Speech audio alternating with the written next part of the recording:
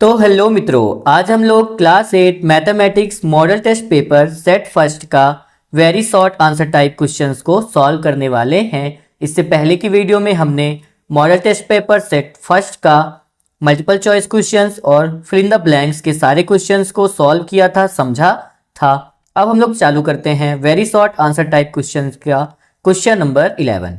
Question number 11 है find the value of -4/9 plus -4/9। तो अब हम इसे सॉल्व कर लेते हैं।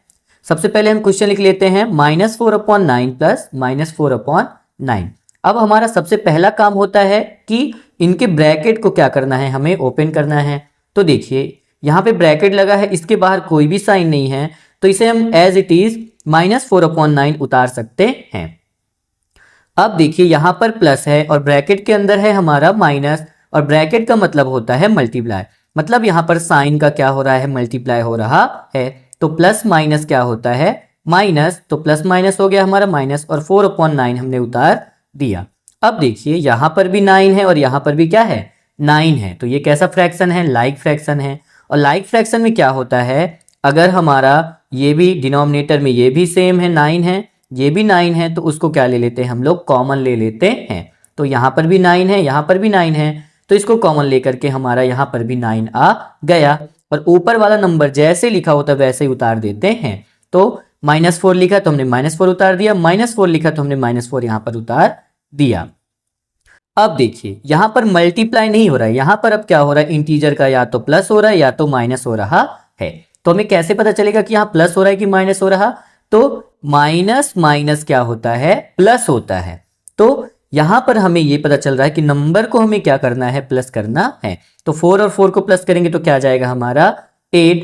अब हमें बताइए कि कौन सी नंबर बड़ी है, तो ये 4 भी बड़ा है, ये 4 भी बड़ा है, इसके सामने माइनस है और इसके सामने भी माइनस है, तो यहां हमने क्या लगा दिया, माइनस। तो हमारा आ रहा है -8 अपॉन ये जो 9 लिखा था वही 9 हमने उतार दिया और आ गया हमारा आंसर। अब हम जान लेते हैं क्वेश्चन नंबर 12।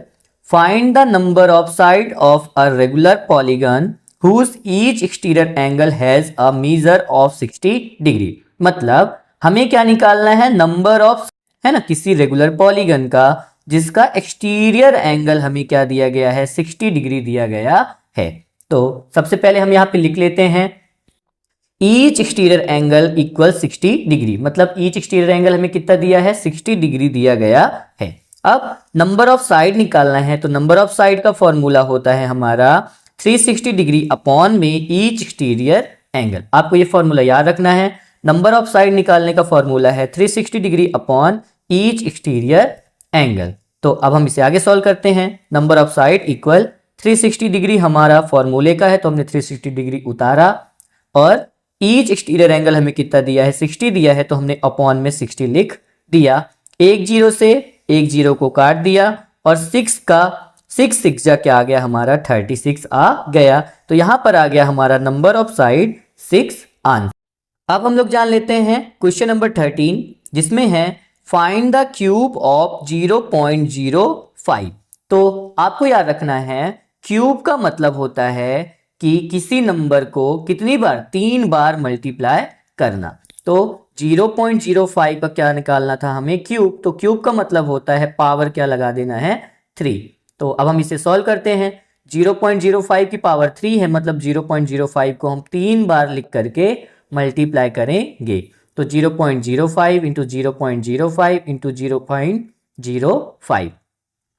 अब हम इसे सॉल्व कर लेते हैं। 5 5 जा 25, 25 5 जा 125, ये एक जीरो, ये एक जीरो और ये एक जीरो, तो शुरुआत में लग गया हमारा 3 जीरो, और पॉइंट लगा था, पॉइंट लगा था, पॉइंट लगा था, तो हमने भी यहाँ पे क्या लगा दिया, पॉइंट लगा दिया, और हमारा आंसर आ गया यहाँ पर।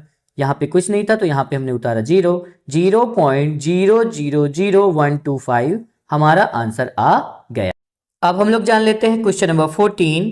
Convert the ratio 2:5 to percentage. तो 2:5 लिखा है, इसे हमें चेंज करना है यहाँ पर परसेंटेज में। तो सबसे पहले तो आप ये समझिए, कहीं पर भी अगर ऐसे लिखा है 1:2, इसका मतलब होता है 1 का मतलब 1, और इस रेशियो का मतलब हो जाता है अपॉन, और इस 2 का मतलब हो जाता है कि ये 2 नीचे लिखा है। तो इसी तरह से यहाँ पर 2:5 लिखा है, तो हम इसे क्या लिख सकते हैं, 2 का मतलब 2, इस रेशियो का मतलब हमारा लग गया अपॉन, और इस 5 का मतलब ये 5 कहाँ पर लिखा है हमारा, नीचे लिखा है। तो देखिए 2:5 को हमने लिख दिया 2/5। अब आपको याद रखना है कि हमें अगर परसेंटेज में चेंज करना है किसी भी नंबर को, फ्रैक्शन को, तो हमेशा उसमें 100% का मल्टीप्लाई करना पड़ता है। तो हमने लिखा यहाँ पर 2/5 इंटू, और उसमें 100% का क्या कर दिया, मल्टीप्लाई कर दिया। अब हम इसको काट लेते हैं, 5 1 जा 5 और 5 2 जा 10, और ये 0 हमारा उतर आया। तो यहां पर क्या बच रहा है, 2 बच रहा है, तो 2 हमने लिख दिया, इंटू बच रहा है तो इंटू हमने लिख दिया। यहां पे क्या बच रहा है 20, और परसेंट हमने उतार दिया। अब हम जब इसका मल्टीप्लाई करेंगे तो 2 इंटू 20 करने पर क्या आ जाएगा 40, और ये परसेंट यहां पर आ जाएगा, जो कि हमारा आंसर है 40%। तो यहां पर हमने 2:5 को परसेंटेज में चेंज कर दिया।